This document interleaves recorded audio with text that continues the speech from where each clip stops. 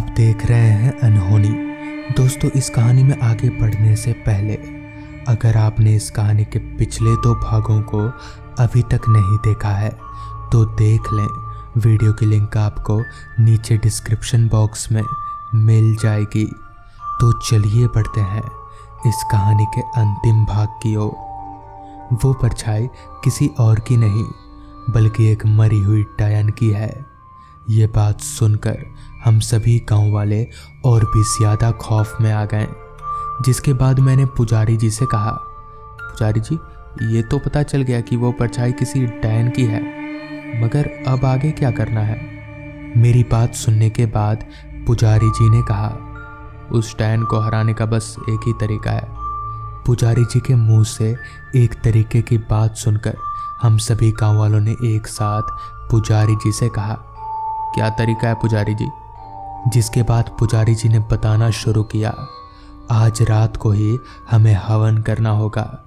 वो हवन गांव के चौक पर होगी और साथ ही साथ हवन के दौरान ठीक रात के 12 बजे तुम में से किसी 2 लोग को उस पेड़ के नीचे खुदाई करके उस डायन की अस्थियों को निकाल कर लाना होगा, ताकि मैं उन अस्थियों को हवन के आग में डाल सकूं। पुजारी जी की बात सुनकर मैंने कहा, मगर पुजारी जी, हमें उस डायन की अस्थि का उस पेड़ के नीचे मिलेगी? इस पर पुजारी जी ने कहा, हाँ, उस डायन की अस्थियां उसी पेड़ के नीचे दफन है। मुझे कुछ समझ में नहीं आ रहा था कि आखिर वो डायन है कौन और उसकी अस्थियां उस पेड़ के नीचे कैसे आ गई। ये सवाल मेरे जहन में हलचल मचा रही थी, जिस कारण मैंने इस सवाल को पुजारी जी से पूछा तो मेरे पूछने पर पुजारी जी ने बताना शुरू किया। घटना आज से 40 साल पहले की है, जब इस गांव में एक डायन विद्या किया करती थी। लोगों को अपने मंत्र के जाल में फंसाकर वो मार डालती थी। पहले पहले तो लोगों को इसके बारे में पता नहीं चला, मगर धीरे धीरे लोग इसके बारे में जान गए। जिसके बाद सभी गांव वालों ने मिलकर उस डायन को मौत के घाट उतार दिया और उस डायन की लाश को उसी पेड़ के नीचे दफना दिया और साथ ही साथ एक तांत्रिक को बुलाकर उस डायन को भी एक बोतल में कैद करके उसी पेड़ के पास छुपा दिया। और लगता है किसी ने 40 साल बाद उस बोतल को खोल दिया या फिर तोड़ दिया है, जिसके कारण उस डायन की आत्मा आज़ाद हो गई और अपने मकसद को बदले के साथ पूरा करने में जुट गई।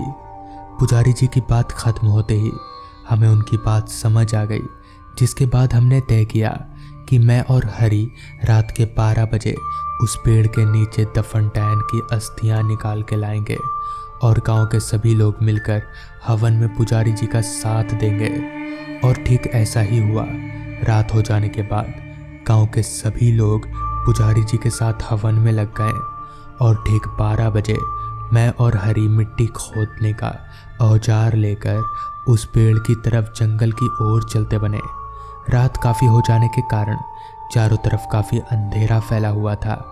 अभी हम आगे बढ़ ही रहे थे कि तभी पता नहीं कहाँ से सभी भूत आ गए और हमें चारों तरफ से घेर लिया। मगर इस बात पर मैंने हिम्मत नहीं हारी। मैं भी किसी तरह से बचकर दौड़ता हुआ उस पेड़ के पास पहुंचा और मिट्टी खोदकर अस्थियां निकालने लगा। अभी हम खोद ही रहे थे कि तभी उस परछाई ने एकदम से मेरा गला पकड़ लिया।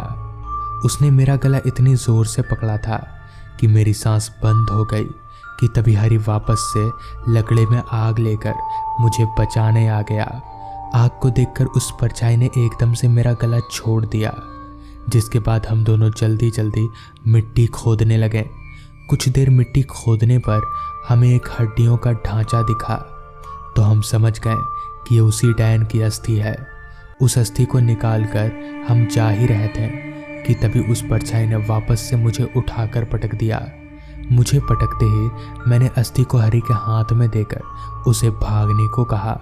हरी भी मेरी बात मानकर वहाँ से भागने लगा और सीधे हवन के पास पहुंचा और अस्थियों को आग के हवाले कर दिया, जिससे वो डायन सहित सभी भूत हवा में धुआं हो गए।